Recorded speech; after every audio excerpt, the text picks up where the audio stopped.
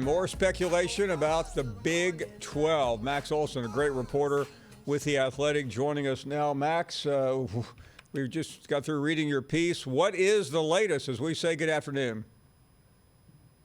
Hey, Paul. Thanks for having me on, as always. Now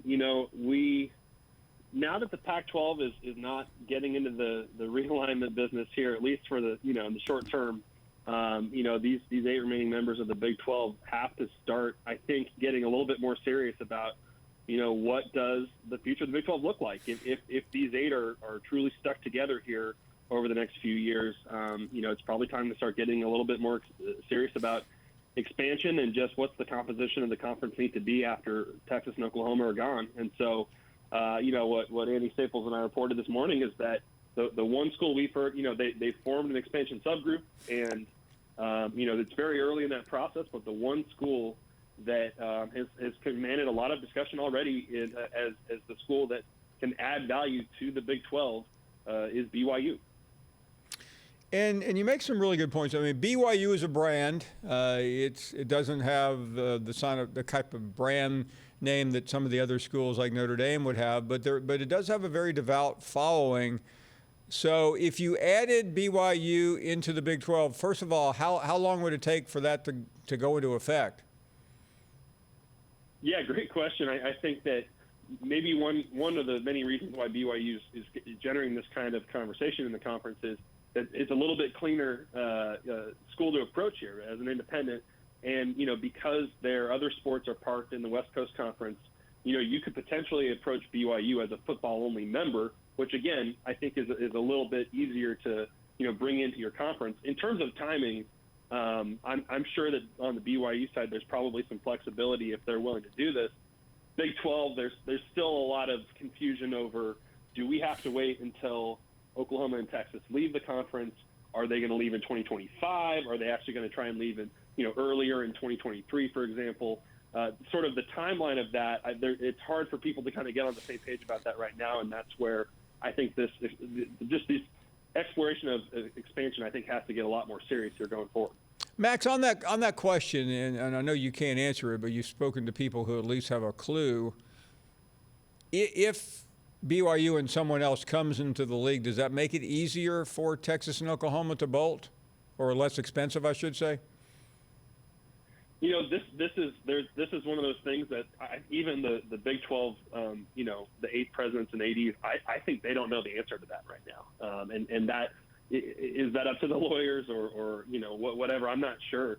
I do think that what we've reported is that as long as unless Oklahoma and Texas tell the Big 12, we are leaving in 2023 or whatever, they still have voting rights in this conference, and they're still being inviting to the meetings on this stuff. And so it's going to be very interesting to see how much Oklahoma and Texas want to influence this. And, can you get 8 of the 10 schools, you get all 8 of them on the same page here about BYU or other expansion candidates. And if you can get 8 out of 10 to vote on this stuff, then it doesn't matter what Texas and Oklahoma think. And on that subject, I would imagine meetings are going to happen here relatively soon. How weird, how awkward do you think it's going to be, and what do the athletic directors or presidents from OU and Texas do at these meetings? Yeah, I don't think there's been like a lot of making up and everybody's buddy again. I think it is pretty awkward, but I've heard at least that the presidents of Texas and Oklahoma are still being invited to these meetings, whether they show up or not. And I think as we get into some of these current issues that college football is dealing with again, then it probably does make sense for, Chris Delcani and Joe Castiglione to be part of these meetings. But, yeah, there's definitely still, like you would think, it's been, 5-6 weeks or whatever, you would think that some of the anger about what Texas and Oklahoma are doing to the Big 12 would have dissipated by now, and that's definitely not the case. No, and, Max, we talked to Greg Sankey here 2 days ago, and I mean, just the body language as he was talking about the fact that his cell phone number hasn't changed.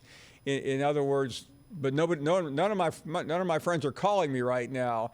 It was really weird to watch. Then you had this Gordon Gee comment today, pretty much blindsiding or railroading the CFP expansion off the tracks. When do you? I mean, I'm just a speculative question, but at some point, when do you see some of these cooler minds prevailing and try to get some things done as opposed to where we are right now? Yeah, I actually do think that's a really important point that the Big 12 probably has to get to here at some point, because, I'm sure that among the presidents and ADs, there is a lot of that anger, and there's a lot of, we want to take as much money as we can from these schools, and we want to punish them in some way. But you would think at some point, it is important in a bunch of ways for Oklahoma and Texas to stay in the Big 12 through 2025. That keeps everybody, making $35-40 million a year. But you would think at the same time, that they probably want to leave earlier than that. They also don't want to pay as much as it's going to cost to leave early. But you would think if you want to get serious about what this conference looks like after they're gone, then you wonder at some point, will people calm down and say, we got to get them out of here. We need to start getting serious about what's going on here. There's just so many factors, and the financial ones are the biggest ones, that make this really, really tangled up right now. Max, you mentioned BYU as a most likely. So can you go through some of the other schools that are being mentioned or are under consideration? Sure. Yeah. Right now, even among the 8 remaining members, there's a lot of conflicting, preferences in terms of, if you ask me how many schools the Big 12 will add or end up at between, 8, 10, 12, 14, 16, I don't have a good answer for you, and I don't think they do either. I don't think they know what the right format is that sort of brings in the most money and gives them the most respectability and the appearance of a Power 5 conference and all that.